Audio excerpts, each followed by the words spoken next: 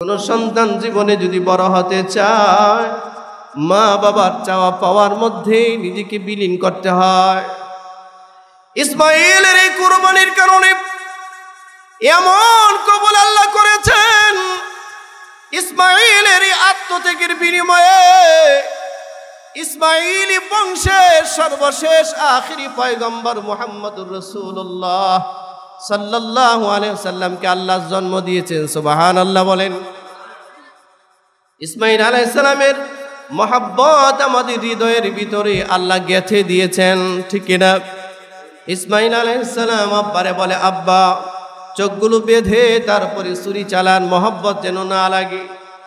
ইব্রাহিম আলাইহিস সালাতু ওয়াস সালামের হৃদয় ভেঙে গেছে, কিন্তু আল্লাহর প্রেম দরিয়ায় ডুব দিয়ে দিছে। আল্লাহর প্রেম দরিয়া যে ডুব দেয় তার কাছে সন্তান আর দামি থাকে না। আল্লাহর প্রেম দরিয়ায় যে ডুব দেয় তার কাছে বিবি আর দামি থাকে না। আল্লাহর মারিফতের সাগরে যে ডুব দেয় দুনিয়ার মহব্বত আর দিলে কাজে লাগে না। ইব্রাহিম আলাইহিস সালাতু ওয়াস সালাম চোখ বেঁধে ছুরিটা দাঁড় করায়া সন্তানের গর্দানের মধ্যে ধরে যখন জোরে চাপ দিয়ে দিছি সন্তান জবাই হয়ে যাবে, এই মুহূর্তে আসমানের সব ফেরেশতারা চিৎকার করে কান্না শুরু করছে। এমনকি আরোহণ বহনকারী 8 জন ফেরেশতাও কান্না শুরু করছে। আল্লাহু আকবার বলেন। আসমানের ফেরেশতারা একসাথে যে ঘটনার দ্বারা কান্না করেছিলেন, এটা ছিল হযরতে ইসমাইলের কুরবানির সময়, গলায় ছুরি চালাবার সময়। উপস্থিত সম্মানিত মুসল্লিয়ানে কেরাম, দূর দূরান্ত থেকে আগত আমার প্রিয় মুসল্লি ভাইরা, উপস্থিত আমার আজিজ তোলাবা, আল্লাহ সুবহানাহু ওয়া তাআলার দরবারে শানে ইলাহিতে অসংখ্য অগণিত শুকর ও সুজুদ আদায় করছি যে মহান রব্বি করিম আমাদেরকে আজকে এই পবিত্র জুমায় জিলকদ মাসের শেষ এবং জিলহজ্জের শুরু অংশে আল্লাহ তাআলা এই মোবারক এক সময়ে সুস্থ অবস্থা ইমানের হালতে ইজ্জতি সহিত পেরেশানি মুক্ত করে আল্লাহ তাআলা তার ঘরে আমাদেরকে তার গোলামের উদ্দেশ্যে আসবার তৌফিক দান করেছেন। আমরা অন্তরস্থল থেকে মহান রব্বি করিমের দরবারে শুকরিয়া আদায় করছি। সকলে জোরে সোরে পড়ছি আলহামদুলিল্লাহ। আর একটু জোরে বলি আলহামদুলিল্লাহ। আল্লাহ তাআলার বহুত বড় দয়া যে আল্লাহ আমাদেরকে নেক হায়াত দিয়েছেন। আজকে আমরা যেই সময় উপস্থিত হয়েছি সন্ধ্যা হওয়ার সাথে সাথেই আশা করা যাচ্ছে যে জিলহজ মাস শুরু হবে।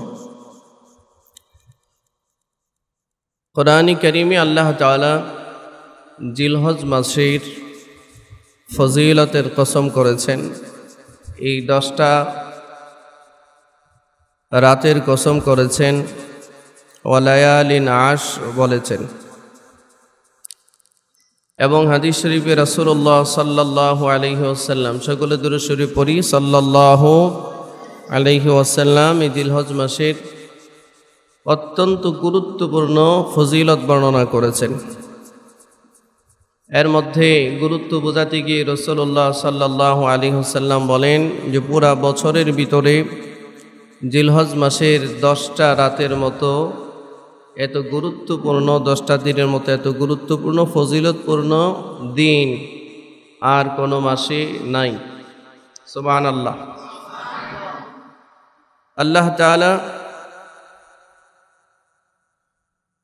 হজ্জে বাইতুল্লাহকে জিলহজ মাসে কবুল করেছেন। এই জন্য হাদিসে আসছে যাদের সম্ভব জিলহজ মাসের 1 তারিখ থেকে নিয়ে ইয়াউমে আরাফা পর্যন্ত 9 তারিখ পর্যন্ত যেন রোজা রাখে, এবং যারা কুরবানি করবে তারা যেন নখ, চুল, গোঁফ এগুলো কুরবানি করার আগ পর্যন্ত না কাটে। এটা নবীজির একটা মুস্তাহাব আমল। যারা কোরবানি করবে না তাদের জন্য এটা, যদি তারা এই আমলটা করতে পারে এর বিনিময়ে সওয়াব আছে। বেশি বেশি করে জিকির করা, বেশি বেশি তাকবীর পড়া, আল্লাহু আকবার আল্লাহু আকবার, লা ইলাহা ইল্লাল্লাহ আল্লাহু আকবার ওয়ালিল্লাহিল হামদ, এই তাকবীরটা বেশি বেশি পড়া। দান সাদাকা করা, গুনাহ থেকে বিরত থাকা, গুনাহমুক্ত একটা জিন্দেগি চালানো। বিশেষ করে 9 দিন পর্যন্ত রোজা রাখতে না পারলেও ইয়াউমে আরাফার দিন জিলহজ্জের 9 তারিখে যেন রোজাটা রাখা হয়, কারণ এই রোজার অনেক ফজিলত, অনেক গুরুত্ব হাদিস শরীফের মধ্যে বর্ণিত হয়েছে। আমরা চেষ্টা করব ইনশাআল্লাহ, আল্লাহ তৌফিক দান করুন। সম্মানিত হাজিরিন, জিলহজ মাস মানে হজের মাস। লক্ষ লক্ষ হাজি সাহেবরা সারা পৃথিবী থেকে সাদা একখানা কাপড় পরে, একখানা কাপড় গায়ে দিয়ে, যেটাকে এহরামের কাপড় বলা হয়, এগুলো পরে আল্লাহ তাআলার ঘরের দিকে রওনা হয়েছেন। তালবিয়া পড়তে পড়তে পড়তে পড়তে তারা আল্লাহ তাআলার ঘরের দিকে রওনা হয়েছে। আল্লাহ আমাদেরকে নসিব করুন, বলুন আমিন। আমাদের সামনে আর একটা গুরুত্বপূর্ণ ইবাদত আসতেছে, এটার নাম হচ্ছে কোরবানি। কি নাম? কোরবানি। যারা হজ্জে বাইতুল্লাহ গিয়েছেন তারা তো সেখানে হজে গিয়েছেন, সেখানে তারা কোরবানি দিবেন। আমরা যারা হজে যেতে পারি নাই, সামর্থ্য আল্লাহ দিয়েছেন, মালে নেসাবের মালিক বানিয়েছেন, আমাদের জন্য একটা গুরুত্বপূর্ণ ইবাদত হচ্ছে কোরবানি দেওয়া। কি দেওয়া? কোরবানি করব না ইনশাআল্লাহ, নিয়ত আছে না? কোরবানির এক ইতিহাস আপনারা বহুবার শুনেছেন, অনেকবার শুনেছেন। কোরবানি শব্দটা আমাদের সামনে আসলেই কেন জানি আমাদের হৃদয়ের মধ্যে একটা অনুভূতি আসে, সেটা হচ্ছে কোরবানি মানেই হচ্ছে ত্যাগ করা, আল্লাহর জন্য ত্যাগ করা। প্রতিটা প্রাণী, প্রতিটা মানুষ, প্রতিটা জীব কোনো না কোনো সময়ে প্রতিনিয়তই একজন আরেকজনের জন্য ত্যাগ করতেছে, কোরবানি দিতেছে জিন্দেগি। দিচ্ছে না? বলেন, দিচ্ছে না? এই যে আমরা যে প্রতিদিন মাছ খাই, যে আমাদের মাদ্রাসায় মন মন মন মাছ আছে, প্রতিটা মাছের প্রাণ আছে না? বলেন, প্রাণ আছে না?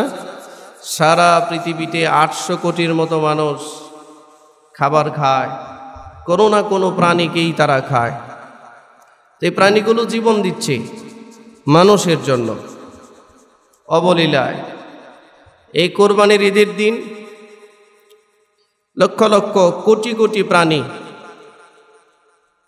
মুসলমানরা আল্লাহ সন্তুষ্টির জন্যে আল্লাহর নামে কোরবানি করবে ইনশাআল্লাহ। ঠিক কিনা? আল্লাহর নামে কোরবানি করবে। আমাদের দেশে কিছু মানুষ আছে, কোরবানির সময় আসলে যখন গরু জবাই করা হয় তখন এটাকে পশু হত্যা বলে তারা মুসলমানদের উপরে অভিযোগের তীর ছুঁড়ে বেড়ে মারে। ঠিক কিনা? যে মুসলমানরা পশু হত্যা করছে, মুসলমানরা প্রাণীদের উপরে জুলুম করছে। এটা এক জাতের নাস্তিক আর বেঈমানরা এই অভিযোগটা মুসলমানদের প্রতি উত্থাপন করে। মুসলমানরা যে পরিমাণ পশু হত্যা করে তার চেয়ে বেশি পশু হত্যা করে বেঈমানরা। মুসলমানরা তো একটা নিয়ম নীতি মেনে পশু জবাই করে আল্লাহর নামে। কার নামে? আর ওরা তো জবাই করে না, ওরা নির্মমভাবে হত্যা করে, তারপরে এটাকে ওরা ভক্ষণ করে খায়। ওরা ভারী অস্ত্র দিয়ে পশুর মাথায় আঘাত করে অথবা এত দাঁড়ালো অস্ত্র দিয়ে আঘাত করে যে এক কূপে পশুর শরীর থেকে মাথা আলাদা করে ফেলে। এটা নির্মমতা বেশি কিনা? অনেক বেশি। তো এইভাবে ওরা পশু হত্যা করে, ওই সময়ে সমস্যা নাই। মুসলমানরা ইবাদতের ক্ষেত্রে যখন গরু জবাই করে, উট জবাই করে, মহিষ জবাই করে, তখনই তাদের মধ্যে পশু প্রেম বাড়ে। আসলে পশু প্রেম না, ওরা নিজেরাই পশু। ওরা নিজেরাই কি? পশুত্ব ওদের ভিতরে সব সময় কাজ করে। এদের কাজই হচ্ছে ইসলাম এবং মুসলমানদের আচার অনুষ্ঠানের বিরুদ্ধে আচরণ করা। আল্লাহ এই নাস্তিক্যবাদ থেকে আমাদের দেশকে হেফাজত করুক, বলো না আমিন। সম্মানিত ভাইয়েরা, আল্লাহর জন্য কোরবানি দেওয়া। আমাদের আব্বাজান ইব্রাহিম আলাইহিস সালাতু ওয়াস সালাম তার জিন্দেগি কোরবানি দিয়েছেন আল্লাহর জন্য। কার জন্য? আল্লাহর জন্য। দুঃখজনক ব্যাপার হচ্ছে আমরা আমাদের দেশে এখন কোরবানি দেই, আমাদের কোরবানিগুলো কেমন জানি একটু লোক দেখানো একটু মনোভাব আমাদের ভিতরে চলে আসছে, আমাদের সমাজে চলে আসছে, ঠিক কিনা? আমাদের সমাজে প্রতিযোগিতা হয়, সবচেয়ে দামি গরু, সবচেয়ে দামি পশুটা ক্রয় করে বাড়ির সামনে বেঁধে রাখে, এলাকার মানুষকে জানান দেয় যে আমি সবচেয়ে বড় গরু কোরবানি দিচ্ছি বা মহিষ কোরবানি দিচ্ছি অথবা উট কোরবানি দিচ্ছি। এরকম একটা মনোভাব কিছু কিছু মানুষের আছে না? ইবাদত কার জন্য হবে? বলুন, কার জন্য হবে? এই জন্য আল্লাহ তাআলা বলছেন, কুল ইন্না সলাতি ওয়া নুসুকি ওয়া মাহইয়ায়া ওয়া মামাতি লিল্লাহি রাব্বিল আলামিন। কুল, হে নবী আপনি বলুন, ইন্না সলাতি, আমার নামাজ, আমার সালাত, আমার সালাত মানে আমার ইবাদত, ওয়া নুসুকি, আমার কুরবানি, আমার আত্মত্যাগ, ওয়া মাহইয়ায়া, আমার জীবন, ওয়া মামাতি, আমার মরণ, লিল্লাহি রাব্বিল আলামিন। এটা কার জন্য? রব্বে কায়নাত রব্বুল আলামিনের জন্য। এটা প্রতিটা মুসলমানের ইবাদতের মানদণ্ড আল্লাহ তাআলা আয়াতে কারিমায় বর্ণনা করেছে। আমরা নামাজ পড়ি কার জন্য বলেন? জোরে বলেন, নামাজটা কার জন্য পড়ি? কোরবানি কার জন্য? আমাদের জীবন, জোরে বলেন, জোরে, আমাদের জীবন, আমাদের মরণ। আমাদের রব যদি এখন বলে যে আমার রাস্তায় তোমাদের জীবন দিয়ে দিতে হবে, কে কে প্রস্তুত আছেন? সবাই প্রস্তুত? হ্যাঁ, দুই হাত উঁচু করে দেখেন আল্লাহরে, প্রস্তুত সবাই? এটাই ঈমান, এটাই ত্যাগ, এটাই কুরবানি। আল্লাহ কবুল করেন, বলেন আমিন। প্রস্তুত থাকতে হবে সব সময়, আল্লাহর জন্য প্রস্তুত থাকতে হবে। ইব্রাহিম আলাইহিস সালাতু ওয়াস সালাম মুসলিম মিল্লাতের আব্বা, আমাদের বাবা। আমাদের বাবা কে? জোরে বলেন। মুসলিম মিল্লাতের বাবা কে? সবাই বলেন, ইব্রাহিম আলাইহিস সালাম। ইব্রাহিম আলাইহিস সালাম যে আমাদের আব্বা, এই পরিচয় দিতে কি লজ্জা লাগে? জোরে বলেন, আমাদের বাবা কে? আরো জোরে বলেন, আমাদের বাবা কে? ইব্রাহিম আলাইহিস সালাম, আমাদের আব্বা জান। হাসরের মাঠে যদি এই পরিচয়ে আমরা সামনে উঠতে পারি আমাদের আব্বাজানের সাথে, তাহলে আমাদের টেনশন কম থাকবে, ঠিক কিনা? আল্লাহ আপনি আমাদেরকে নসিব করেন, বলেন আমিন। আব্বাজানের বয়স হয়ে গেছে, কোন কোন বর্ণনায় আসছে 90 বছরের অতিরিক্ত বেশি হয়ে গেছে, কেউ বলছেন 100-র কাছাকাছি, কেউ বলছেন 80-র চেয়ে আরো বেশি। এই বয়সগুলো আরজালিল উমরের পর্যায়ে পড়ে, অতি বার্ধক্য বয়স। সন্তান জন্ম নেওয়া দেওয়া তো দূরের কথা, বাঁচাটাই দুষ্কর। এই আরজালিল উমরের হায়াতে হযরত ইব্রাহিম আলাইহিস সালাম পৌঁছে গেছেন, সারা জীবন শেষ হয়ে গেছে, বৃদ্ধ হয়ে গেছে। জিবরাইলকে পাঠায়া দিয়া আল্লাহ তাআলা একটা সন্তানের সংবাদ দিলেন, সুবহানাল্লাহ বলেন। উনি দোয়া করছেন আল্লাহর কাছে এই মর্মে, রব্বি হাবলি মিনাস সালিহিন। আল্লাহ আপনি আমাকে একজন নেককার সন্তান দেন। কি সন্তান? এই সবাই এদিকে চান, এদিকে তাকান। কি বললেন? আল্লাহ আপনি আমাকে একজন নেককার সন্তান দেন। নেককার সন্তানের জন্য আল্লাহর কাছে চাওয়ার জরুরত আছে কিনা? না মাজারে গিয়া চাইবেন? হ্যাঁ, আমাদের দেশের মানুষরা তো বাচ্চা না হইলে মাজারে মান্নত করে। কোথায় মান্নত করে? এই ভাদাইল থেকে গরু ছাগল এই কি বলে এই ট্রাকে করে সুজা সিলেট শাহজালাল রহমতুল্লাহের মাজারে, ঠিক না? অথবা যেখানে যেখানে যাওয়ার সে মান্নত করেছে একদম গরু ছাগল নিয়ে বাবার মাজারে অজানার উদ্দেশ্যে ছেড়ে দিছে। আর মাজারে আশেপাশে কতগুলো গাঞ্জাখোর এই গরু ছাগলগুলো জবাই করে খায় আর সারা রাত ভর গাঞ্জা খায়। এই বাচ্চার জন্য মান্নত করছে যে বাবার মাজার জিয়ারত করলে আমার বাচ্চা হয়ে যাবে। নাউজুবিল্লাহ বলবেন না? বাচ্চা কে দেয়? বলেন, জোরে বলেন, বাচ্চা কে দেয়? হ্যাঁ, আরো জোরে, কে দেয়? আর না দিলেও সিদ্ধান্ত কার? সব সময় সব বাচ্চা আমার জন্য কল্যাণের নাও হতে পারে। ইব্রাহিম আলাইহিস সালাম আশাহত হইলেন না, কোনো মাজারে গিয়ে চাইলেন না। চাইলেন কার কাছে? অস্বাভাবিক বয়স। আল্লাহ দোয়া কবুল করলেন, ফেরেশতা পাঠাইয়া সংবাদ দিলেন। কি সংবাদ? ফাবাশশারনাহু বিগুলামিন হালিম।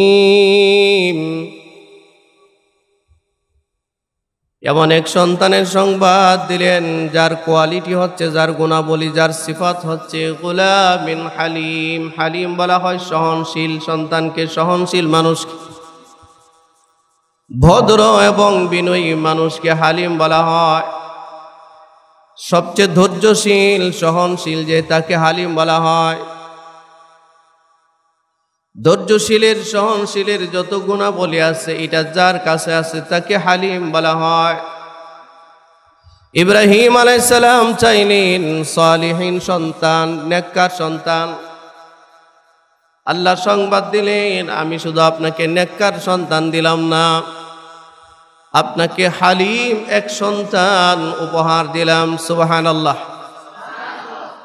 নেককাররা অনেক সময় অধৈর্য হয়, অনেক নেককার মানুষ অনেক সময় অধৈর্য হয়ে যায়,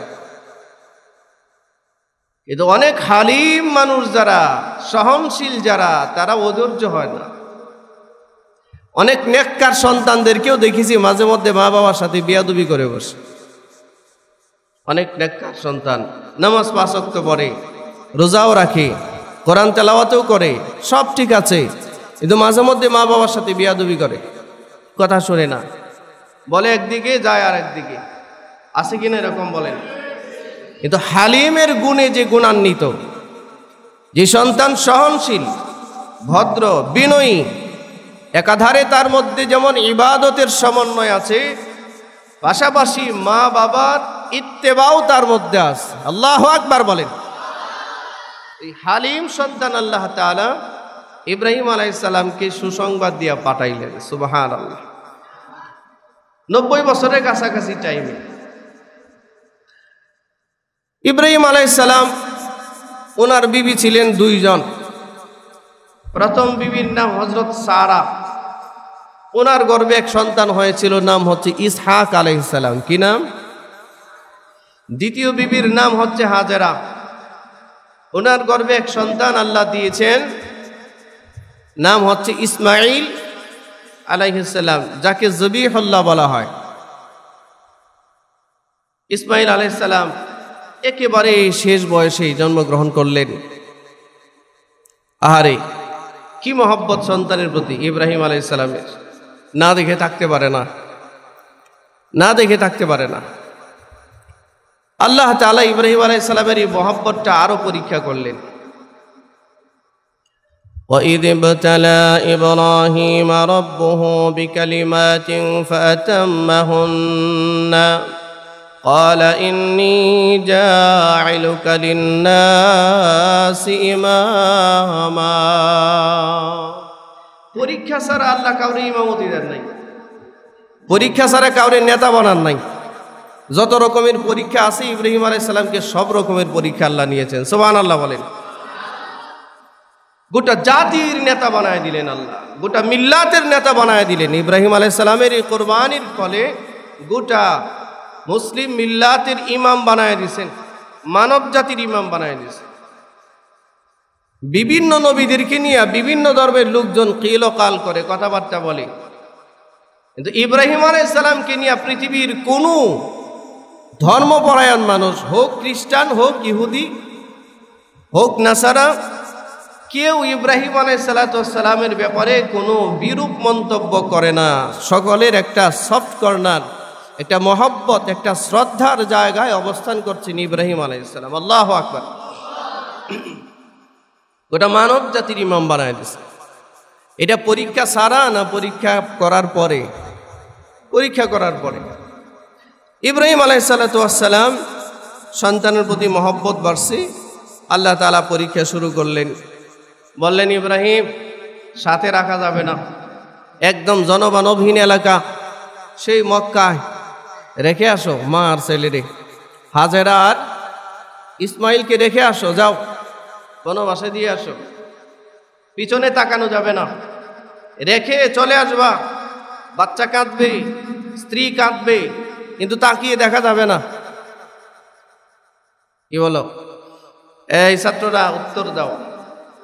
এইরকম একটা বয়সে একটা মানুষ যখন পরিণত বয়স 80 বছরের উপরে, এমন একজন মানুষ শেষ বয়সে একটা বাচ্চার বাবা হয়েছে, বাচ্চার মহব্বত দিলে আছে কিনা? আল্লাহ আদেশ দিলেন কাছে রাখা যাবে না, অনেক দূরে মক্কা বনবাসে দিয়ে আসলেন। কিছু বসকে একটু পানি, কয়েকটা খেজুর, আর ইসমাইলকে আর হাজারা আর ওনার একটা জামা, ইব্রাহিম আলাইহিস সালামের গায়ে দেওয়ার একটা জামা হযরত হাজারের কাছে দিয়া বললেন, এই তোমাদের সম্বল, রাখো, আমি গেলাম। কোনো কথা নাই, চলে যাইতেছেন। ছোট্ট শিশু ইসমাইলকে রেখে হযরত ইব্রাহিম আলাইহিস সালামের প্রতি আদেশ, পিছনে ফিরে তাকানো যাবে না, চলে আসতে হবে, মায়া দেখানো যাবে না।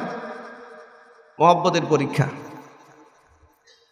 ইব্রাহিম আলাইহিস সালাম রওনা দিছেন কাবার পাশে, ইসমাইলকে রেখে হাজরাকে রেখে রওনা দিয়ে দিছেন। হযরত হাজরা চতুর্দিকে তাকায় দেখে জনমানবহীন এলাকা, মানুষ নাই, কার কাছে যাবে? রাত হয়ে গেলে অন্ধকার হবে, কেমনি কি করবে? যেই খাবারগুলো হযরত ইব্রাহিম আলাইহিস সালাম দিয়ে যাচ্ছেন অল্প সময়ে শেষ হয়ে যাবে, 1-2 দিন যাবে, এরপরে কি হবে? ইব্রাহিম আলাইহিস সালাম কোনো পরিকল্পনা বলে যান নাই। হযরত ইব্রাহিম যখন চলে যায়, ছোট শিশু বাচ্চা ইসমাইলকে রেখে পিছনে দৌড়ায় হাজরা গিয়া বলে, ওগো খলিল, আপনি যে চলে যাচ্ছেন এভাবে আমাদেরকে রেখে, এটা আপনার ইচ্ছায় যাচ্ছেন না মালিকের ইচ্ছায়? ইব্রাহিম আলাইহিস সালাম পিছনে না তাকায় বলে, হাজেরা, এটা আমার ইচ্ছা না, এটা আমার মালিকের ইচ্ছা। আল্লাহু আকবার বলেন। হাজেরা পিছন থেকে বলেন, তাহলে আপনি চলে যান, আপনার প্রতি কোনো অভিযোগ আমার নাই। মালিকের ইচ্ছা যদি হয় আমাদের বাঁচার অবলম্বন মালিক করে দিবি। আল্লাহু আকবার। এটি ইয়াকিন। আমাদের ঈমান আছে, বিশ্বাস আছে আল্লাহর উপর, কিন্তু ইয়াকিনের মারাত্মক দুর্বলতা আছে, ইয়াকিনের মারাত্মক দুর্বলতা। হযরত হাজরা চলে আসছেন, ইব্রাহিম আলাইহিস সালাম চলে গেছেন সেই ফিলিস্তিনে। হাজরা জনমানবহীন এলাকায় কাবার পাশে সাফা আর মারওয়া 2টা পাহাড়ের মাঝখানে শিশু বাচ্চাকে নিয়ে অবস্থান করছেন কাবার পাশাপাশি। একেবারে হাতিমে কাবা মুলতাজিমের সামনে এই জায়গাটায় কোনো মানুষ নাই। একদিন, 2 দিন, কয়েকদিন যাওয়ার পরে কাছে যে খাবার ছিল খাবার শেষ, মস্কে পানি ছিল পানি শেষ, খেজুর ছিল খেজুর শেষ, আর খাবার কিছু নাই। পানির পিপাসায় মা আর সন্তান কাতরাইতেছে। কোনো মানুষ নাই, কোনো মানুষ নাই। কাউরে ডাক দিবি দিয়া 1 ফোঁটা পানি আনবে এমন কোনো ব্যবস্থা নাই। শিশু বাচ্চা ইসমাইলকে মুলতাজিমের সামনে রেখে বড় 2টা পাহাড়, সাফা পাহাড়ে গিয়ে উঠলেন। চতুর্দিকে তাকায় দেখলেন কাউরে দেখা যায় কিনা, কাউরে দেখা যায় না। এখান থেকে নেমে গেলেন মারওয়া পাহাড়ে। ইন্নাস সাফা ওয়াল মারওয়াতা মিন শাআইরিল্লাহ। গেলেন মারওয়া পাহাড়ে। মারওয়া পাহাড়ের উপরেও তাকায় দেখলেন কাউরে দেখা যায় না, কোনো কিছুই দেখা যায় না। আবারও নিচে নামলেন, নিচে নেমে আবারও দৌড়াইয়া সাফা পাহাড়ে গেলেন। এভাবে 7 বার দৌড়াইলেন। কয়বার? জোরে বলেন কয়বার? অভিযোগ নাই আল্লাহর প্রতি, এই কথা বলে নাই। ইব্রাহিম আলাইহিস সালাম যখন বলছেন হ্যাঁ হাজেরা এটা আল্লাহর নির্দেশ, আমি চলে গেলাম, হযরত হাজেরার কোনো অভিযোগ নাই যে আপনার আল্লাহ এটা কোন নির্দেশ দিলেন। ছোট্ট একটা বাচ্চা রেখে, জনমানবহীন এলাকায় আমাদেরকে রেখে, বাঘ ভাল্লুক হিংস্র জানোয়ার আমাদেরকে খেয়ে ফেলতে পারে, পর্যাপ্ত পরিমাণ খাবারও দেয়া যান নাই, আপনার আল্লাহ এরকম নির্দয় আদেশ কেমনে দেয়? এখনকার জমানার মহিলারা হইলে এই কথাই বলতো। জোরে বলেন। এখনকার জমানার মহিলারা বলতো শুধু আল্লাহ না, বলতো যেটা আল্লাহর আদেশ না এটা শয়তানের আদেশ, এটা বলতো। কথা বলেন, জোরে বলেন, ঠিক কিনা? কিন্তু হযরতে হাজেরার কোনো অভিযোগ নাই, পাহাড়ে পাহাড়ে দৌড়াচ্ছেন, অভিযোগ নাই। আল্লাহ খুব পছন্দ করলেন, এটা কবুল করে নিছেন। আল্লাহ তাআলা বলেন ফামান হাজ্জাল বাইতা আও ইতামারা ফালা জুনাহা আলাইহি আন ইয়াতাওয়াফা বিহিমা। হযরত হাজেরা যে দৌড়াইলেন, আল্লাহর জন্য ত্যাগ করলেন, আল্লাহ বলেন আমার খলিলকে শুধু পৃথিবীতে আমি মানুষের হৃদয়ে জায়গা দিব না। হাজেরা, আমার প্রতি অভিযোগ না করে তুমি যে এই কুরবানিটা করেছো, ত্যাগটা করেছো, আমি গোটা মুসলিম জাতির জন্য কিয়ামত পর্যন্ত হজ্জে বাইতুল্লাহ যারা আসবে এই সাফার মারওয়া সাই করা আমি ওয়াজিব করে দিলাম, ওয়াজিব করে দিলাম, ওয়াজিব করে দিলাম। তুমি যেমনে দৌড়াইছো, হাজী সাহেবদের এমনি দৌড়াইতে হবে। যদি কোনো রাষ্ট্রপতিও হজ করতে আসে তারও দৌড়ানো লাগবে। আল্লাহু আকবার। যদি সবচেয়ে বড় আলেমও হজে যায় তারও দৌড়াইতে হবে। সবার উপরে এটাকে জরুরত করে দিলেন। আল্লাহর জন্য সার দিয়েছেন। হযরতে হাজেরার মর্যাদা গোটা মিল্লাতের মধ্যে আল্লাহ বাড়ায় দিয়েছে। ইব্রাহিম আলাইহিস সালাতু ওয়াস সালাম মাঝে মধ্যে আসেন। ইব্রাহিম আলাইহিস সালাতু ওয়াস সালাম মাঝে মধ্যে আসেন। অনেকদিন পর ইব্রাহিম আলাইহিস সালাম আসলেন। বাচ্চা তখন কিশোর বয়সে পৌঁছে গেছে। ইসমাঈল আলাইহিস সালাতু ওয়াস সালাম, ইসমাঈল আলাইহিস সালাম বাবার জন্য মাঝে মধ্যে কান্না করেন। মাকে জিজ্ঞাসা করেন, মা আব্বা কই? মাঝখানে অনেক ইতিহাস। এই জনমানবহীন এলাকায় বহু দূর থেকে এক গোত্রকে এনে আল্লাহ তাআলা প্রতিস্থাপন করছেন। অনেক কিছু হয়ে গেছে। ইসমাঈল আলাইহিস সালাম পানির পিপাসায় পা দিয়া যখন নাড়াচাড়া করছিলেন, আল্লাহ সুবহানাহু ওয়া তাআলা তার কুদরতি এক ফোয়ারা, এক জমজম আল্লাহ তাআলা নিজ থেকে প্রবাহিত করে দিলেন। সারা পৃথিবীর মানুষ, এটা আয়াতুম মিন আয়াতিল্লাহ, আল্লাহর পক্ষ থেকে এটা নিদর্শন। সারা পৃথিবীর মানুষ যায়, জমজমের কুয়াটা এখনো অবশিষ্ট আছে, জমজমের পানি এখনো পৃথিবীর মানুষ খায়। জমজমের পানি শুধু পানির উপকার দেয় না, এমনি পানি তো শুধু তৃষ্ণা মিটায়। আর জমজমের পানি শুধু তৃষ্ণা মিটায় না, জমজমের পানি মানুষের ক্ষুধাও মিটায়। ক্ষুধা এমন বহু হাজিরা আছে মক্কায় অন্য কোনো খাবার খায় না, শুধু জমজমের পানি খেয়ে থাকে, মাসের পর মাস থাকে শুধু জমজমের পানি। এটা শিফা, জমজমের পানিটা শিফা। ইসমাইল আলাইহিস সালাতু ওয়াস সালামের পায়ের ঘষার কারণে নিচ থেকে আল্লাহ তাআলা ফোয়ারা তৈরি করলেন। ইসমাইল আলাইহিস সালাতু ওয়াস সালাম, আল্লাহ সুবহানাহু ওয়া তাআলা ইসমাইল আলাইহিস সালাতু ওয়াস সালামের এই কুরবানিকে কবুল করলেন। পায়ের ইশারায় জমজমের কুয়া বের করে দিলেন, এটাও কুরবানি। সুবহানাল্লাহ বলেন। আমার ভাইরা, ইসমাইল আলাইহিস সালাতু ওয়াস সালাম বড় হইলেন, মোটামুটি কিশোর বয়স, 12-13 বছর বয়স। ইব্রাহিম সালাম আসলেন, আল্লাহ আরেক আদেশ দিলেন, তুমি তো তোমার বাচ্চার জন্য থাকো ফিলিস্তিনে বাইরে, বাচ্চার জন্য দিল পরে থাকে। আল্লাহ তাআলা জানায় দিলেন, স্বপ্নে দেখাইলেন, তোমার সবচেয়ে প্রিয় বস্তুটা আমার নামে কুরবানি দাও। সবচেয়ে প্রিয় বস্তুটা কার নামে কুরবানি দাও? জোরে বলেন, কার নামে? আল্লাহর নামে। ইব্রাহিম আলাইহিস সালাম ধনী মানুষ ছিলেন, অনেক ধনী মানুষ ছিলেন। ইব্রাহিম আলাইহিস সালাতু ওয়াস সালাম 100 উট কুরবানি দিলেন। কয়শো উট? ওই জামানায় মার্সিডিজের কাজ করতো উঠে উঠে, বিএমডব্লিউর কাজ করতো উঠে, প্রাডো গাড়ির যে কাজ, এই কাজ করতো উট, মরুভূমির জাহাজ। একটা উট আল্লাহর নামে কুরবানি দেওয়া বহুত বড় ত্যাগ ছিল এটা। 100 উট কুরবানি করে দিলেন। পরের দিন রাতের বেলায় আবারও স্বপ্ন দেখলেন, ইব্রাহিম, তোমার প্রিয় জিনিসটা আমার নামে কুরবানি করো। আরো 100 ইট কুরবানি করা হলো। পরের দিন আবারও স্বপ্ন দেখলেন, তোমার প্রিয় জিনিসটা আমার নামে কুরবানি করো। ইব্রাহিম আলাইহিস সালাতু ওয়াস সালাম আরো 100 উট কুরবানি করলেন, মোট 300 উট কুরবানি করলেন। তারপরেও স্বপ্ন দেখি, ইব্রাহিম, তোমার প্রিয় জিনিসটা আমার নামে কুরবানি করো। নবী তো বুঝে ফেলছে, সারা দুনিয়ার উট কুরবানি করলেও হবে না, আমার রব তো আমার দিলের কুরবানি চায়, আমার মনের কুরবানি চায়।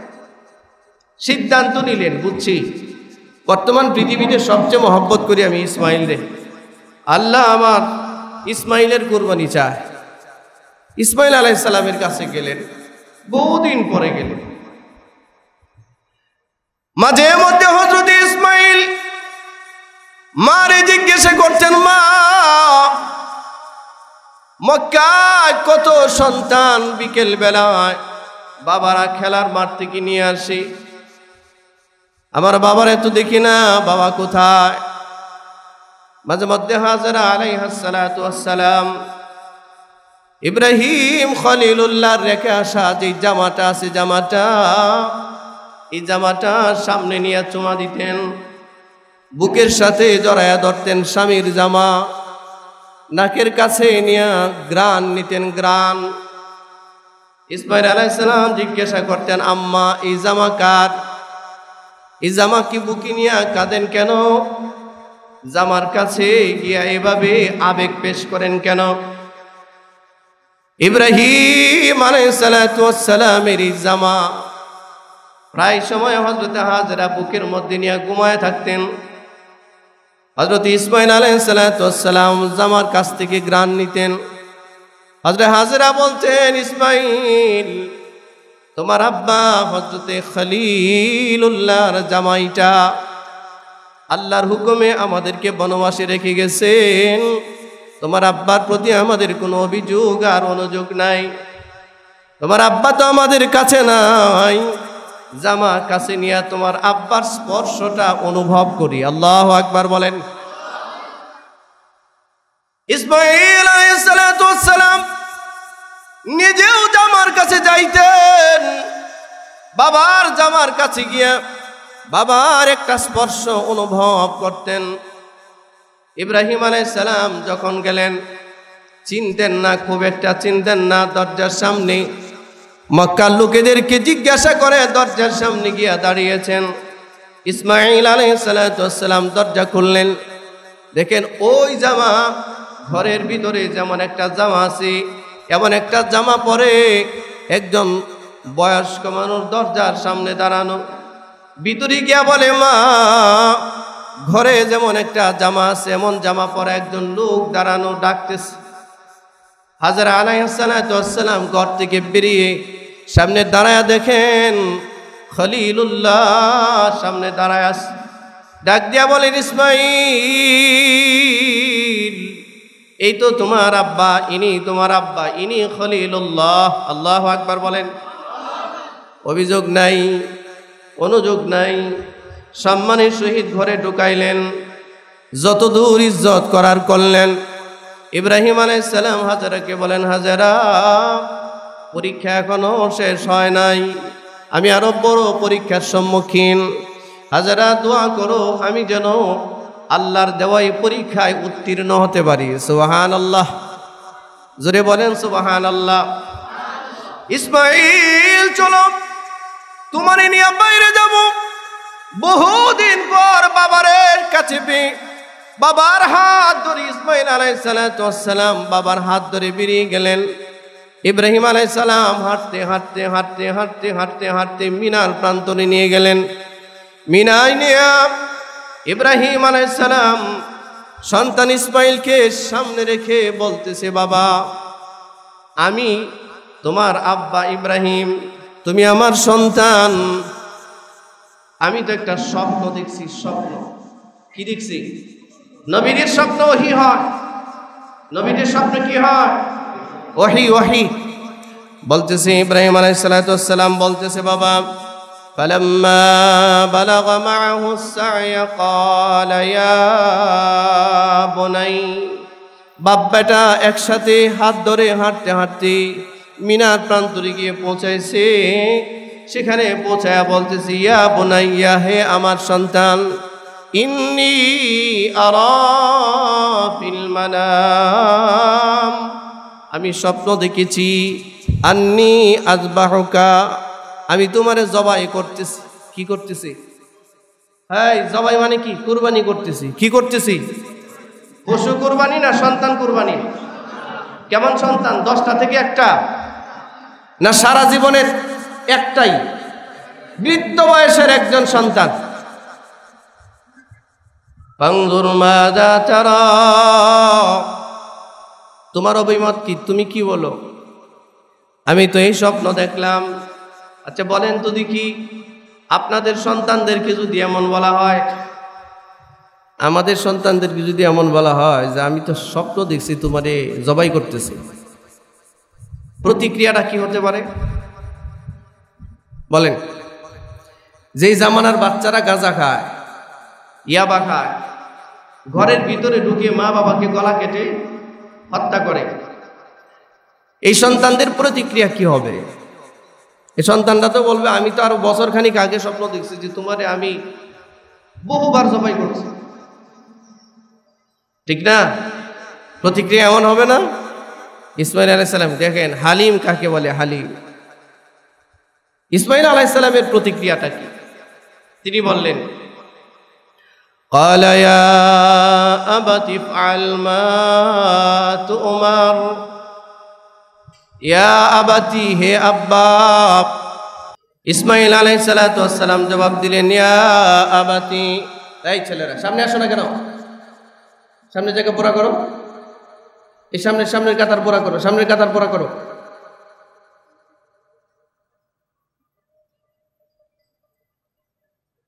ইয়া আবাতি, আব্বা। বাবারে বলতেছে ইসমাঈল আলাইহিস সালাম। কে বলতেছে? ইফআল, আপনি বাস্তবায়ন করেন। মা তুমারু, আপনার প্রতি যা নির্দেশনা এসেছে, যা স্বপ্ন আপনি দেখেছেন ওহীর মাধ্যমে, স্বপ্নের মাধ্যমে, আপনি এটা বাস্তবায়ন করেন। আল্লাহু আকবার। সাতাজিদুনি ইনশাআল্লাহু মিনাস সাবিরিন।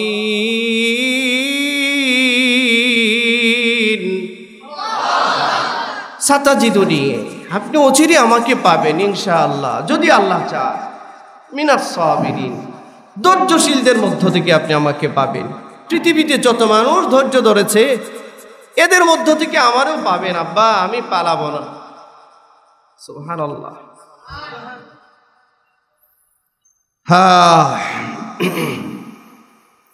فلما أسلما وتله للجبين আল্লাহ বলেন অতঃপর আসলামা আত্মসমর্পণ করলেন বাপ বেটা দুইজনে। ওয়াতাল্লাহু লিলজাবিন উপর করে হযরত ইসমাঈলকে শোয়ায় দিলেন, উপর করে শোয়া গলার মধ্যে ছুরি চালাবেন। ইসমাঈল আলাইহিস সালাম আব্বারে বলতেছেন, ইব্রাহিম আলাইহিস সালামকে বলতেছেন, আব্বা রশি যেগুলো আনছেন রশি দিয়ে আমার হাত পা গুলো শক্ত করে বেঁধে ফেলেন। সুবহানাল্লাহ কি বাড়িতে গিয়ে বলবেন? সন্তান কি বলে দেখেন, বাবারে কি বলে,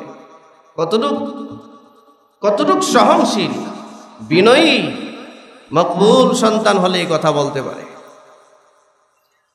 আব্বা আমার হাত পা গুলো বেঁধে ফেলেন, আব্বা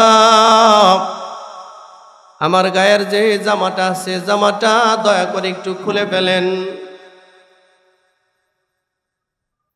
আমার কুরবানির পর এই জামাটা আমার আম্মার কাছে একটু নিয়ে দিয়েন। আমার আম্মার বাঁচার একমাত্র অবলম্বন ছিলাম আমি দেখতাম আপনি যখন ছিলেন না আম্মারে দেখতাম বারবার ঘরের মধ্যে আপনার একটা জামা ঝুলায় রাখছি, জামাটা দিয়ে চুমা দিত, জামা বুকের মধ্যে নিয়ে ঘুমায়া থাকতো। আব্বা দেখতাম আম্মা কান্নাকাটি করত। আমার আম্মা জানে না আমরা আল্লাহর নামে নিজের জীবন কুরবানি দিতেছি। বাবা আমার এই জামাটা আমার দুঃখিনী মার কাছে পৌঁছায় দেন। আমার মন বলে আমার জামাটাও আমার মা এমনি যত্ন করবে, মাঝে মধ্যে বুকে নিয়ে আমার সান্ত্বনা অনুভব করবে। জামাটা পৌঁছায় দেন। ইব্রাহিম আলাইহিস সালাম নিজের হাতে সন্তানের জামা খুলছে। বলাটা সহজ হইতেছে, আমরা বলতেছি আর আপনারা শুনতেছেন, এটা বলা যেমন সহজ শোনাটা সহজ হইতেছে।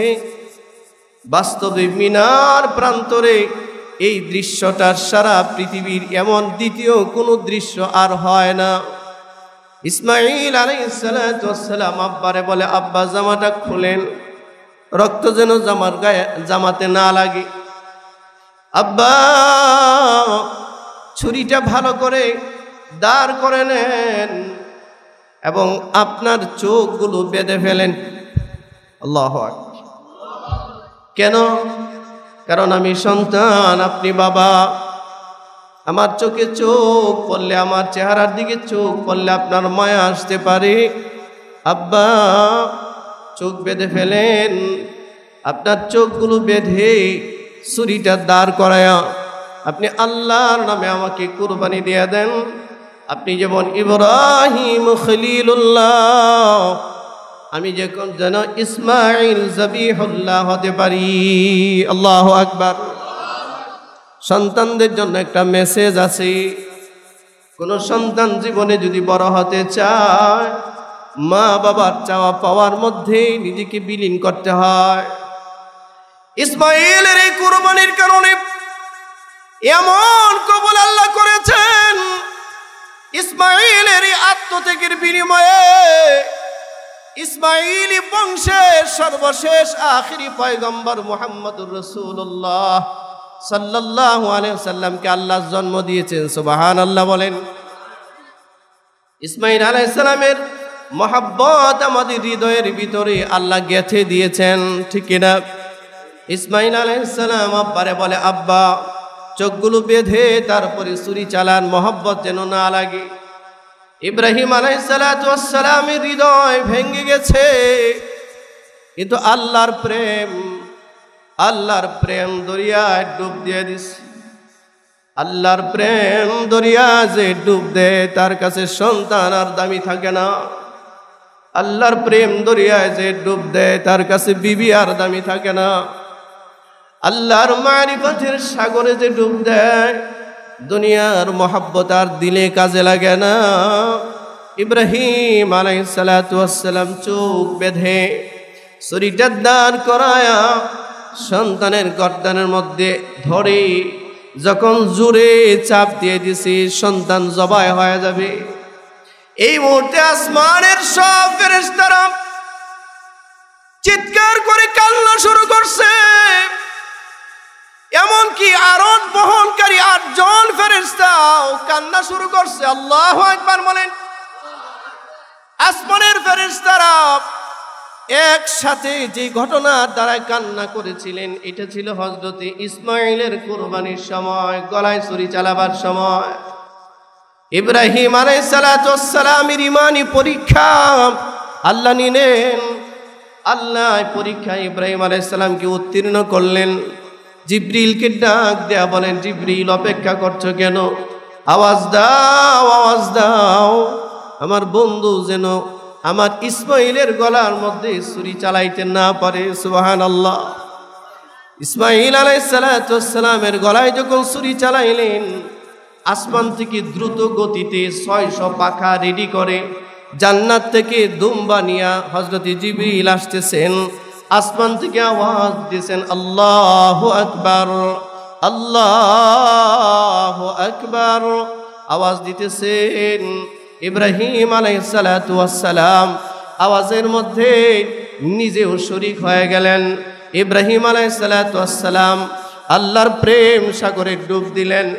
একবারের জন্য ছুরি সরাইতেছে না, বারবার পুষাইতেছেন কিন্তু গলা কাটতেছে না। হযরত জিবরিল আসলেন, ইসমাঈল আলাইহিস সালাতু ওয়াস সালামকে সরায়া জান্নাতি দুম্বার সামনে দিয়া যখন বিসমিল্লাহি আল্লাহু আকবার বলে ছুরি চালাইছে, ইব্রাহিম আলাইহিস সালাতু ওয়াস সালাম যখন শিওর হইলেন এবার কুরবানি হইছে, গলা কাটা গেছে, আল্লাহু আকবার বলে চিৎকার করে উঠছে, আল্লাহ আপনি সবচেয়ে বড়, আপনি সবচেয়ে বড়। আল্লাহর মাহাত্ম্য আর গুরুত্ব বর্ণনা করতেছেন। লা ইলাহা ইল্লাল্লাহ। ইসমাঈল আলাইহিস সালাতু ওয়াস সালাম ছুরির নিচে পড়ে জোরে বলতেছে, লা ইলাহা ইল্লাল্লাহ। আল্লাহ ছাড়া কোনো ইলাহ নাই, আল্লাহ ছাড়া কোনো ইলাহ নাই। ইব্রাহিম আলাইহিস সালাতু ওয়াস সালাম বলতেছেন, লা ইলাহা ইল্লাল্লাহ, আল্লাহু আকবার, আল্লাহু আকবার, ওয়ালিল্লাহিল হামদ। এই যে একটা তাকবীর আইয়ামে তাশরীক হিসাবে আল্লাহ তাআলা এটাও কবুল করেছেন। জিলহজ মাসের 9 তারিখের ফজর থেকে নেয়া জিলহজ মাসের 13 তারিখ আসর পর্যন্ত তাকবীর পড়া কি বলেন? এই তাকবীর পড়া কি প্রত্যেক ফরজ নামাজের পরে অন্তত একবার হলেও উচ্চ স্বরে তাকবীর পড়তে হবে। ইমাম শাফি রাহিমাহুল্লাহ, ইমাম মালিক রাহিমাহুল্লাহ 3 বারের কথা বলেছেন। ইমামে আজম বলেছেন অন্তত একবার হলেও জোরে পড়তে হবে। আল্লাহু আকবার, জোরে বলেন আল্লাহু আকবার, আল্লাহু আকবার, লা ইলাহা ইল্লাল্লাহ, আল্লাহু আকবার, আল্লাহু আকবার, ওয়ালিল্লাহিল হামদ। এই তাকবীরটা ওই উম্মতের উপরে ওয়াজিব করে দিয়েছেন। এত পছন্দ হয়েছে এই শব্দগুলো আল্লাহর কাছে। ইব্রাহিম আলাইহিস সালাতু ওয়াস সালামকে জিবরাইল বলেন, ও খলিল চোখ খুলেন। চোখ খুলছে, তাকায় দেখি ইসমাঈল এক পাশে বসা আর সামনে দুম্বা কুরবানি হয়ে আছে। আল্লাহু আকবার। কবুল করছেন কি? জোরে বলেন কবুল করছেন কি? ও বন্ধু, ইব্রাহিম আলাইহিস সালাম ত্যাগ করলেন, হৃদয়ের ত্যাগ করলেন। ইব্রাহিম আলাইহিস সালাম সিজদা দিলেন, আল্লাহরে আল্লাহ আপনি পরীক্ষা দিয়েছেন, পরীক্ষায় সফলতা আপনি দান করেছেন। ইমাম মানুষ এমনি এমনি হয় না, আল্লাহর কাছে কবুল এমনি এমনি হয় না। আল্লাহর প্রেম সাগরে কেউ ডুব না দিলে, মহাব্বত আল্লাহর ভিতরে জন্ম না নিলে ও কোনোদিন ইবাদত করতে পারে না। হয়তো 10 লাখ টাকা দিয়ে কুরবানি করতে পারে, এলাকার মানুষ জানতে পারে ও সবচেয়ে বড় কুরবানি করছে, কিন্তু তার হৃদয়ের হালত জানে কে? জোরে বলেন। তার হৃদয় আল্লাহর জন্য নিবেদিত ছিল না। এই কুরবানিটা সে আল্লাহর জন্য করে নাই, নিজের ভিতরে একটা লোক দেখানো মনোভাব কাজ করছে, নিজের ভিতরে কাজ করছে এলাকার সবচেয়ে বড় কুরবানিটা আমার দিতে হবে, সবচেয়ে দামি পশুটা আমার কিনতে হবে। এগুলোর দ্বারা শুধু টাকার অপচয় হয়, এগুলোর দ্বারা লোক মুখে প্রশংসা পাওয়া যায়, মালিকের কাছে গ্রহণযোগ্যতা হয় না, ঠিক কি না? আল্লাহর কাছে এটা কবুল হয় না। ও আল্লাহর বান্দারা, ইব্রাহিম আলাইহিস সালাতু ওয়াস সালাম নিজের জন্য যখন সার দিয়ে দিলেন, ইসমাইল আলাইহিস সালাম নিজের জীবন আল্লাহর জন্য কুরবানি দেওয়ার জন্য পূর্ণ প্রস্তুতি হইলেন। ইসমাইল আলাইহিস সালামের গলার মধ্যে ছুরি চালাইছে, আল্লাহ খুশি হয়ে গেছে। ফালাম্মা আসলামা ওয়াতাল্লাহু লিল জাবিন, বাপ বেটা আত্মসমর্পণ করছে আল্লাহর হুকুমের সামনে। কার হুকুমের সামনে? আল্লাহ ডাক দিলেন, ওয়ানাদাইনাহু আইয়া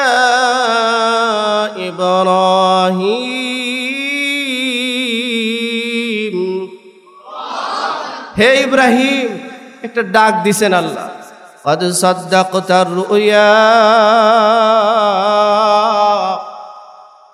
স্বপ্ন যা দেখছো তা তো বাস্তবায়ন করলা।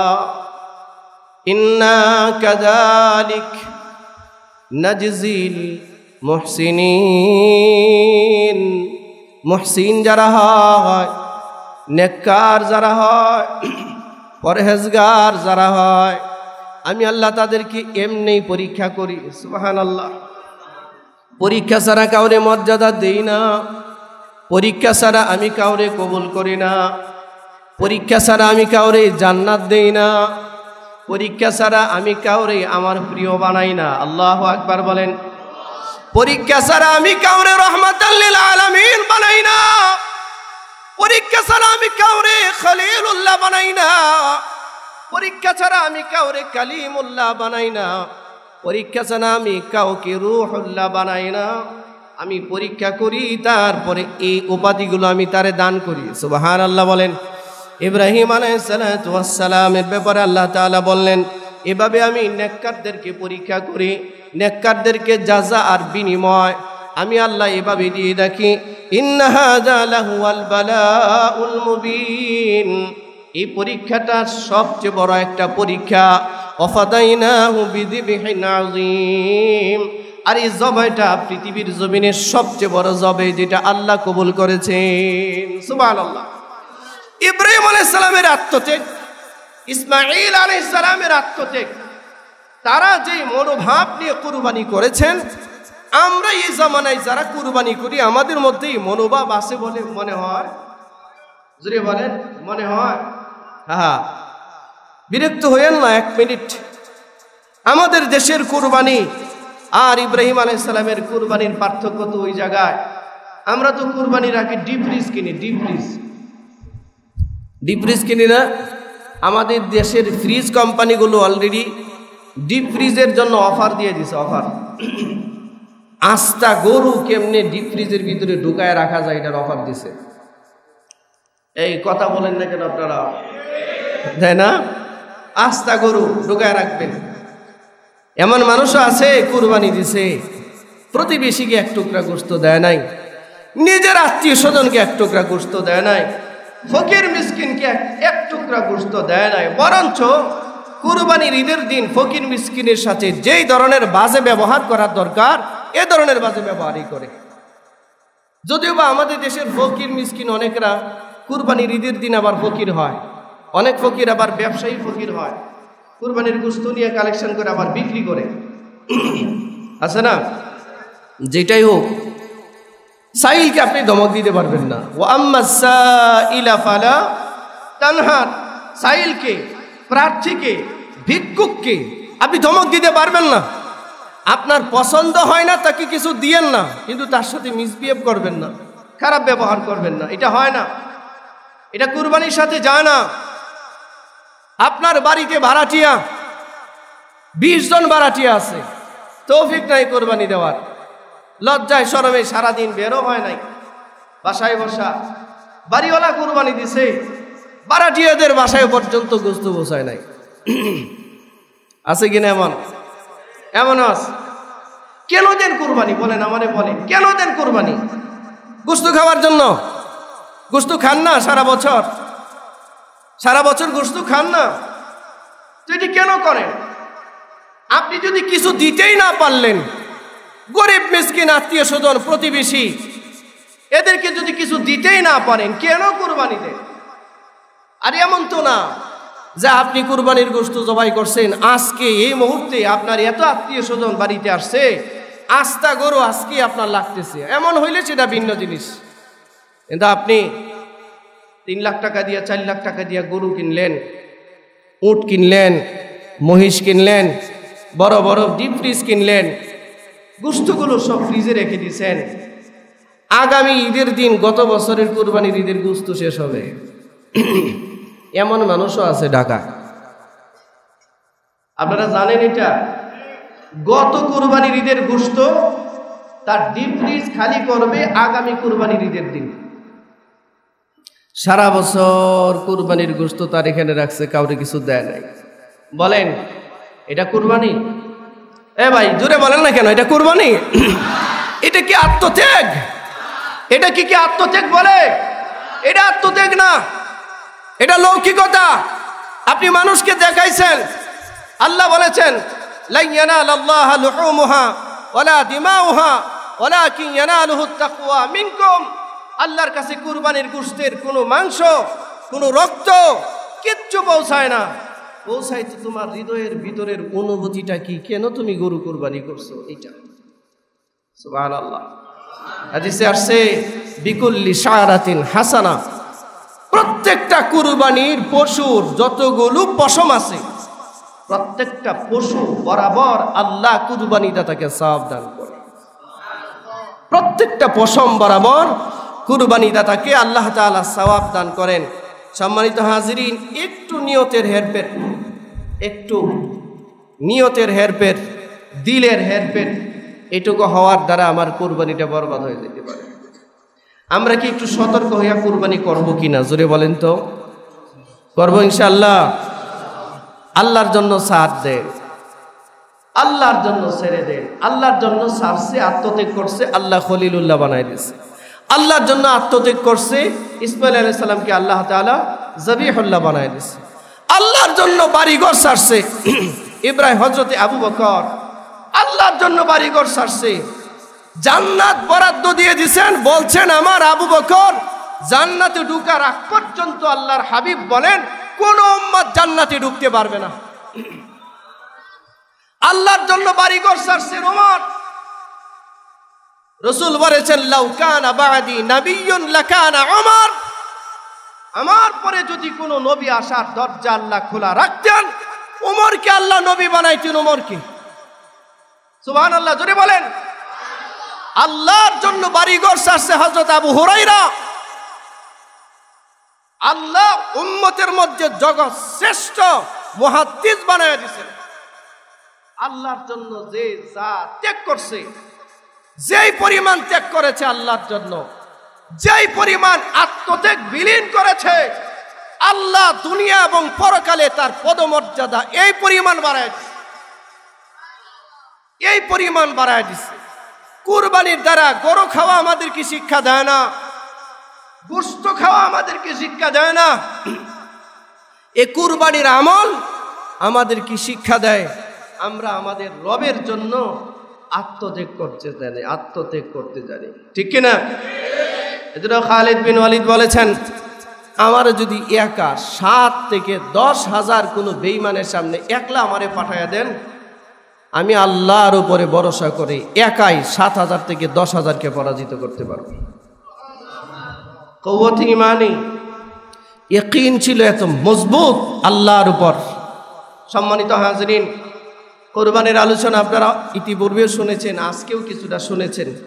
আমার ঘটনা বলা উদ্দেশ্য না, উদ্দেশ্য এইটা, আচ্ছা আমরা যে যতটুকুই কোরবানি দিচ্ছি, আমরা কি আমাদের নিয়তকে সহি করে কোরবানি দিতে পারবো না ইনশাআল্লাহ?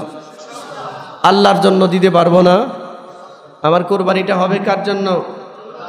ইন্না সলাতি ওয়া নুসুকি ওয়া মাহইয়ায়া ওয়া মামাতি লিল্লাহি রাব্বিল আলামিন। এটা মাথায় থাকবে তো ইনশাআল্লাহ? সাধ্যমতো আশপাশে প্রতিবেশী আত্মীয় স্বজন সবাইকে দিবেন তো ইনশাআল্লাহ? আল্লাহ তৌফিক দান করুন। সবচেয়ে আশ্চর্যের ব্যাপার হলো কুরবানির পশু কিভাবে জবাই করবেন, চামড়া কি করবেন। আমাদের দেশে সব কিছুর দাম বাড়ে, কিন্তু কুরবানির সময় আসলে চামড়ার দাম কমে। এটা বিশেষ একটা দেশের সিন্ডিকেটের ভিত্তিতে কুরবানির চামড়ার দামটা কমাই দিচ্ছে। এটা জানেন আপনারা? কারণ বাংলাদেশের সমস্ত কওমি মাদ্রাসাগুলোর আয়ের বড় একটা উৎস হচ্ছে জনগণের দেওয়া কুরবানির পশুর চামড়া। কিসের চামড়া? কুরবানির পশুর চামড়া। আমাদের দেশের জনগণ যারা কুরবানি দেয়, চামড়াগুলো কই দেয়? মাদ্রাসায় দেয়। কোথায় দেয়? এটার দাম কমাই দিয়েছে, কিন্তু জুতার দাম কমে নাই, লেদারের দাম কমে নাই। উদ্দেশ্য ছিল এই জুতার এই চামড়ার দাম কমায় দিলে কওমি মাদ্রাসাগুলো বন্ধ হয়ে যাবে, আয়ের উৎস কমে যাবে। বলেন, কওমি মাদ্রাসাগুলোর সূত্র কার সাথে? কওমি মাদ্রাসাগুলোর যুগ সাজস কার সাথে? কুরবানি চামড়ার দাম যে আমরা পাই না আর দেয় না মাদ্রাসায়, হয় না। মাদ্রাসা চলতেছে না? আগের চেয়ে খারাপ চলতেছে? ভালো চলতেছে। তোমরা যতই কৌশল অবলম্বন করো, অমাকারু অমাকারাল্লাহ আল্লাহু খায়রুল। তোমরা ষড়যন্ত্র যতই করো, আল্লাহর কৌশল তোমাদের সমস্ত ষড়যন্ত্র নস্যাৎ করে দিবে। ঠিক কিনা জোরে বলেন? এই কওমি মাদ্রাসাগুলো গোটা মিল্লাতে মুসলিমার দুর্গ, ইমান পাহারা দেওয়ার দুর্গ, আপনার তাহজিব তামাদ্দুন পাহারা দেওয়ার দুর্গ, আপনাকে আমলের উপরে উঠানোর দুর্গ, আপনাকে রবের সাথে পরিচয় করাইয়া দেওয়ার মার্কাজ। এই কওমি মাদ্রাসাগুলো যদি বন্ধ হয়, এই কওমি মাদ্রাসাগুলো বন্ধ হইলে এই জাতি তার রবের সাথে সম্পর্ক ছিন্ন হয়ে যাবে। ঠিক কিনা জোরে বলেন? এই ষড়যন্ত্র চলতেছে আমাদের দেশে আজ থেকে। আমি ছোটবেলা থেকে দেখে আসতেছি। আমি মুফতি আমিনী রহমতুল্লাহ আলাইহির কণ্ঠে আওয়াজ শুনেছিলাম, আমি শাইখুল হাদিস আল্লামা আজিজুল হকের কণ্ঠে আওয়াজ শুনেছিলাম, আমি খতিব ওবাইদুল হক রহমতুল্লাহ আলাইহির কণ্ঠে আওয়াজ শুনেছিলাম, আমি সিলেটের বীর বাহাদুর প্রিন্সিপাল হাবিবুর রহমান রহমতুল্লাহ আলাইহির জবান থেকে হুঙ্কার শুনেছিলাম, আমি আল্লামা নুরুদ্দিন গহরপুরীর জবান থেকে হুঙ্কার শুনেছিলাম যে চট্টগ্রামের পার্বত্য অঞ্চলগুলোতে, বাংলাদেশের বিভিন্ন পার্বত্য অঞ্চলগুলোতে খ্রিস্টান মিশনারিরা এমন একটা মিশন সামনে নিয়ে মাঠে নেমেছে, কোটি কোটি ডলার নিরীহ, এরকম একদম নিরীহ মুসলমানদের পিছনে কোটি কোটি ডলার ব্যয় করে মুসলমানদেরকে বেঈমান বানাবার মিশন তারা হাতে নিয়ে মাঠে নেমেছে। খ্রিস্টান মিশনারির ব্যাপারে আমাদের বুজুর্গরা এভাবে সতর্ক করেছে এই দেশকে, এই জাতিকে, কিন্তু কেউ কানে দেয় নাই। আমি গত বছর পার্বত্য জেলা খাগড়াছড়িতে মাহফিলে গিয়েছিলাম। আপনারা অবাক হবেন, খাগড়াছড়ি, এরপরে বান্দরবান, এই সমস্ত পার্বত্য অঞ্চলগুলোতে, যদিও ওই অঞ্চলটা বাংলাদেশের মানচিত্রের ভিতরে, কিন্তু আশ্চর্য হবেন ওই অঞ্চলের মানুষ, বাঙালি যারা বসবাস করে, তারা ওইখানে ট্যাক্স দিয়া ব্যবসা বাণিজ্য করতে হয়। ট্যাক্স। কুকি চীনের নাম শুনেছেন? কুকি চীন, কুকি চীন, এই চীন, ওই চীন, কয়েকটা গ্রুপ আছে পার্বত্য অঞ্চলে। আপনারা এখন দেখেন আমাদের দেশের সরকার প্রধান বলতেছে যে, আমাদের দেশের সরকার প্রধান দেখলাম গত কয়েকদিন আগে বলল, চট্টগ্রাম, বান্দরবন, খাগড়াছড়ি, কক্সবাজার, মিয়ানমারের বার্মা অঞ্চল, মিয়ানমারের রাখাইন অঞ্চল সহ পুরো একটা প্ল্যান তারা বাস্তবায়ন করেছে। এই অঞ্চলগুলোর মধ্যে বাংলাদেশ থেকে বিচ্ছিন্ন করে আলাদা একটা রাষ্ট্র করবে, হোমল্যান্ড নামে নাকি ড্রিমল্যান্ড নামে একটা রাষ্ট্র, খ্রিস্টান রাষ্ট্র করবে, খ্রিস্টান রাষ্ট্র। কোটি কোটি টাকা দিয়ে, কোটি কোটি ডলার ব্যবহার করে মুসলমানদেরকে, গরিব মুসলমানগুলোকে, পার্বত্য অঞ্চলের মুসলমানগুলোকে খ্রিস্টান মিশনারিরা কোটি কোটি ডলার দিয়ে, টাকা দিয়ে, বাড়িঘর দিয়ে, গরু ছাগল দিয়ে মুসলমানদেরকে ঈমান থেকে দূরে সরেছে। আর ওই সময় আমাদের দেশের প্রখ্যাত বুজুর্গ উলামায়ে কেরাম সরকারকে বারবার সতর্ক করেছে যে আপনারা এই খ্রিস্টান মিশনারিদের কার্যক্রম বন্ধ করেন, এরা দেশ বিরোধী ষড়যন্ত্র করছে, এরা মুসলমানদেরকে ঈমান ধ্বংস করছে, এরা মুসলমানদের তাহজিব তামাদ্দুন ধ্বংস করছে। তখন আলেমদের কথা তো শুনেই নাই, বরঞ্চ আলেমদের উপরে নির্যাতনের স্টিম রুলার চালাইছে, কাউরে কাউরে জেলখানায় বন্দিও করছে। আর এখন যখন দেখছে যে না রে, আমাদের এলাকা তো হাতছাড়া হয়ে যাচ্ছে, আপনার যদি বিশ্বাস না হয় আপনি খাগড়াছড়ি যান, বান্দরবান যান, চট্টগ্রাম যান, পার্বত্য অঞ্চলগুলোতে গিয়ে দেখেন ওখানে যদি একটা গ্যাস ফিল করতে হয়, গ্যাস ফিল বড় একটা ব্যবসা করতে হয়, যত বাঙালিরা সেখানে ব্যবসা করতেছে, প্রত্যেকটা বাঙালি স্থানীয় সন্ত্রাসীদেরকে চাঁদা দিয়ে তারপরে ব্যবসা করতেছে। সেনাবাহিনীর সামনে চাঁদা দিতে হচ্ছে, পুলিশের সামনে চাঁদা দিতে হচ্ছে, দেশের আইন সেখানে চলে না। এতটা গভীর ষড়যন্ত্রের শিকার বাংলাদেশ আজকে। খ্রিস্টান মিশনারিরা এভাবে কাজ করেছে। সম্মানিত হাজরিন, এখন আমরা শুধু তাকায় দেখতেছি। এখন আমাদের দেশের প্রধানমন্ত্রী বলতেছে যে খ্রিস্টান একটা রাষ্ট্র করার জন্য আমাদের বাংলাদেশের মানচিত্রকে বুলন্টিত করে তারা ষড়যন্ত্র করছে। কেন এই কথা এখন বলেন কেন আপনারা?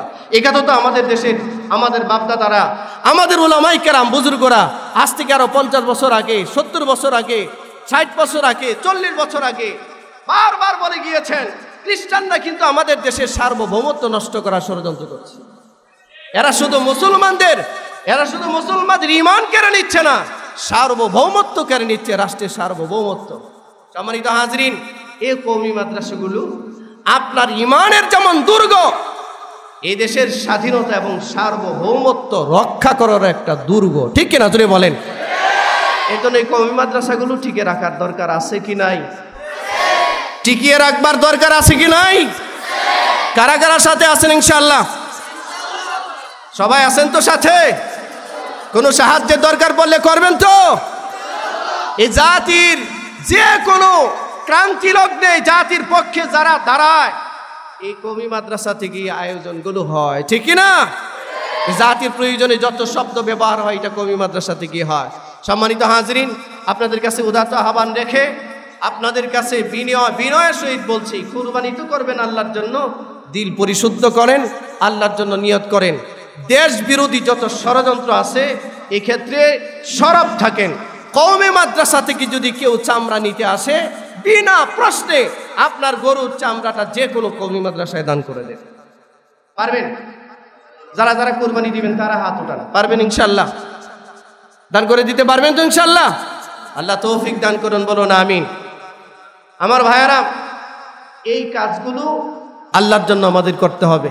আল্লাহ আমাদের নিয়তকে বিশুদ্ধ করে আল্লাহর নামে পশু কুরবানি দেওয়ার তৌফিক দান করুন। আমাদের নিজেদের ভিতরেও যে পশুত্ব আছে, এই পশুত্বটাকে কুরবানি দেওয়ার তৌফিক দান করুন, বলুন আমিন।